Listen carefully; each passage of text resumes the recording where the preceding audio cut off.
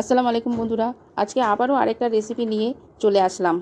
বাড়িতে আমার কিছুটা নিট মাংস ছিল, তাই ভাবলাম ওগুলোকে ছোট ছোট করে কেটে কষে রান্না করি। তাই শেয়ার করলাম আপনাদের সঙ্গে রেসিপিটা। প্রথমে দেখুন, মাংসগুলোকে আমি এরকম ছোট ছোট করে কেটে নিয়েছি, দিয়ে মাংসটাকে ভালো করে ধুয়ে জল ঝারিয়ে নিয়েছি। এবার একটা কড়াইয়ে তেল গরম করে তার মধ্যে পেঁয়াজগুলো দিয়ে দেব। আমার মাংসর পরিমাণ অল্প ছিল, তাই আমি অল্প পেঁয়াজ দিয়েছি। আপনাদের মাংস যতটা থাকবে আপনারা সেই অনুযায়ী দেবেন। দেখুন, আমার পেঁয়াজগুলো লাল লাল হয়ে গেছে। এবার এর মধ্যে ধুয়ে রাখা মাংসগুলো দিয়ে দেব। এরপর পেঁয়াজ আর মাংসটাকে ভালোভাবে মিক্স করে নেব আর ভালোভাবে নাড়তে থাকবো, কষাতেও থাকবো। এবার এর মধ্যে আমি মশলা দিয়ে দেব।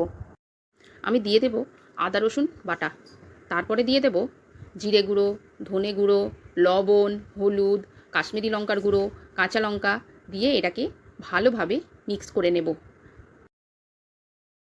হয়ে গেলে এটাকে কিছুক্ষণের জন্য আমি ঢেকে দেব। দেখুন, আমার মাংস থেকে কতটা জল বেরিয়েছে। এটাকে আর ঢাকবো না, মাংসটা জলটাকে এবার মেরে নেব। জলটা শুকিয়ে আসলে মাংসটাকে ভালোভাবে কষিয়ে নেব। দেখুন, মাংসটা আমার হালকা কষানো হয়েছে, আর একটু কষাবো। দেখুন, এবার কষানো হয়ে গেছে।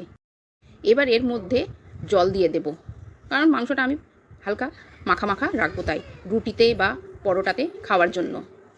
জলটা ফুটে আসলেই এর মধ্যে আমি দিয়ে দেব কিছুটা মিট মশলা। মশলা দেওয়ার পর মাংসটাকে ভালোভাবে মিক্স করে আবারও সেটাকে ঢেকে দেব। ঢাকনা খুলেই দেখি আমার মাংস রেডি। দেখুন আপনারা কেমন হয়েছে আমার রেসিপিটা কমেন্ট করে অবশ্যই জানাবেন, আর বাড়িতে একবার এরকম করে ট্রাই করেও দেখতে পারেন। আজকের জন্য টাটা, কালকে আবার হাজির হব আরেকটা রেসিপি নিয়ে।